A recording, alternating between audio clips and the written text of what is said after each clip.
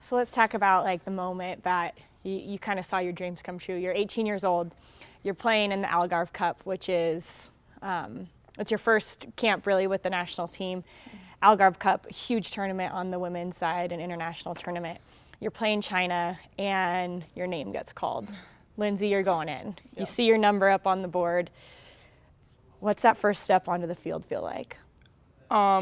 Is it something you'll always remember? Yeah, because I was freaking out. I can't even remember who I was coming in for, but I know I was going to play up top. But like as soon as I stepped onto the field, my legs felt like jello.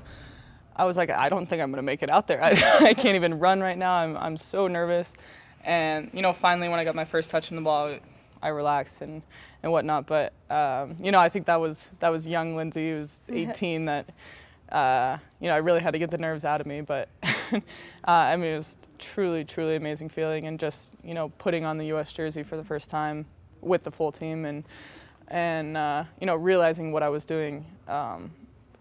My gosh, it was one of the coolest feelings. Some really great experiences abroad, but what influenced your decision to come back to the U.S. and to play in the NWSL?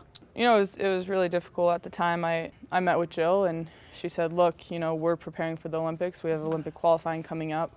PSG is not going to release you for everything, but we need you to be released for everything. And at this point, it's kind of, you got to decide what you want to do. And if your goal is to play in the Olympics, I think you should make the move back. And we're not promising you anything. We're not promising you that you'll make the roster, but right now I think you're good enough to compete. And I sat down and I was just like, my goal in life was to play in these big tournaments, to be on the national team, to make these rosters, and I never would want to let my team down at PSG and up and break my contract like that. But in the end, I had 20 different discussions with coaches there and coaches here, and I'm like, look, I'm so sorry, but this is my goal, and this is what I want to do, and this is the national team. It's different for me, and you led from here again. Yeah, your heart.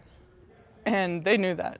I think that was the coolest thing about PSG, is that they were speaking to me from the heart as well, and it was all like honest discussions, and they knew what was best for me as well, and they didn't want to lose me. They didn't want to lose one of their players, and I didn't want to leave the team at such an important part.